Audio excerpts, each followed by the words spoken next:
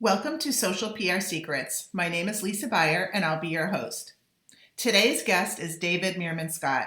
If you haven't heard of David Meerman Scott, he is a legend when it comes to the world of marketing and public relations. He is a best-selling author, and I was excited to catch up with him and do this interview as part of my class at University of Florida. David and I talk about everything you need to know about the new rules of sales and service when it comes to social media and public relations. Let's get started. Okay, hey David, how are you?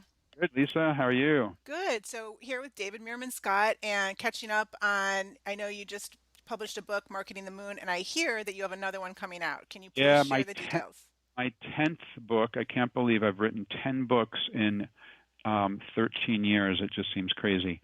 Is called The New Rules of Sales and Service. And The New Rules of Sales and Service is a book about how social networking is really infiltrating the idea of sales and the idea of customer service, and how it's really important for people in sales and in customer service to understand how social is important for them and how they do their jobs, because the ways that people buy products today have completely shifted.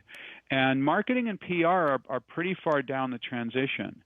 You know, most people in marketing and most people in PR know that a great way to reach multiple buyers is through social networks, for blogs and YouTube videos and Twitter and Facebook and LinkedIn and the like. But now it's going down to the level of one-to-one, one salesperson communicating with one buyer, and that's what my book is talking about. We are going through, I believe, the second part of the revolution of human communications. The first part of the revolution was one-to-many. How can one person or one company communicate to many people? The second part of this revolution, which will take another decade, is how can one person communicate to another person using social media and use it for the purposes of sales and service. So like my other books, I have tons of case examples in the book, and with companies of large and small, nonprofits, rock bands, and whatnot from all over the world. Yeah, so this is actually perfect because week 2 of my class at University of Florida talks about the social media revolution All right. and really how it's really just getting started. And I think a good point. It is just getting started, Yeah. and a lot of people don't realize that. We are in the middle of a 25-year revolution. We're probably about halfway through the revolution, and young people get it. They grew up with Facebook. My daughter, for example, who's 21, she's going to be a senior in university. When she started her first year of high school, she got her Facebook. So she's part of the generation that spent their entire high school and college years on social networks. She's that very early generation. She and probably most of your students get it, but the older generation, they don't necessarily get it yet. I agree, and I think that that's a good point to bring up to the students that are graduating and are going to be out in the workforce, that they're going to have to deal with peers that don't get it for about. They need to be agents of change. They need to get out there and show people how this is the way people communicate. This is how people engage. I'm sure that your students are the same way, but my daughter doesn't like the telephone. She doesn't use the telephone. It's texting, it's social networking. It's not the old-fashioned stuff.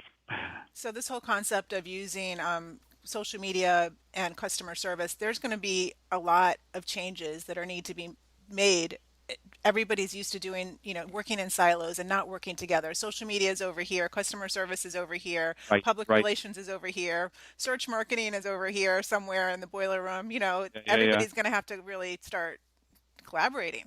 It's going to have to come together. I mean, imagine, and this is true, imagine 100 years ago. 100 years ago, you would have had a company, let's say a smaller company, 50 people, with one telephone. And then people would say, I've got to go use the telephone. Oh, why do you need to use the telephone? That's expensive. Why do you need to do that? You shouldn't use the telephone on company time unless it has for company business and this kind of thing. that's where we are now with social. There might be a pocket of social media in the PR department, but a lot of companies won't even allow salespeople to be on social. So we have to go through the rest of this revolution together. Okay, so when is the book coming out? Officially September 2nd, although it might ship from Amazon the week before. Okay, so I will make sure to put out an alert to the class when it's Great. available. And where can the students follow you on social media? Probably the best place is DM Scott is my Twitter.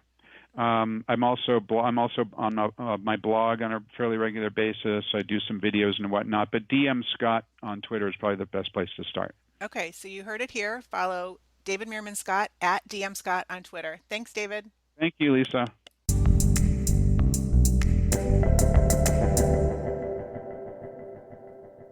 Thank you for listening to this episode of Social PR Secrets. If you like what you heard, check out the book on Amazon or follow our blog at socialprsecrets.com. This episode was sponsored by the Buyer Group, a social PR agency striving to keep our balance in the digital world, practicing public relations, social media, and search marketing, while occasionally drinking a glass of wine or two for the best creativity and results. Thank you all for tuning in. If you would like to get a free chapter of Social PR Secrets, go to socialprsecrets.com/free.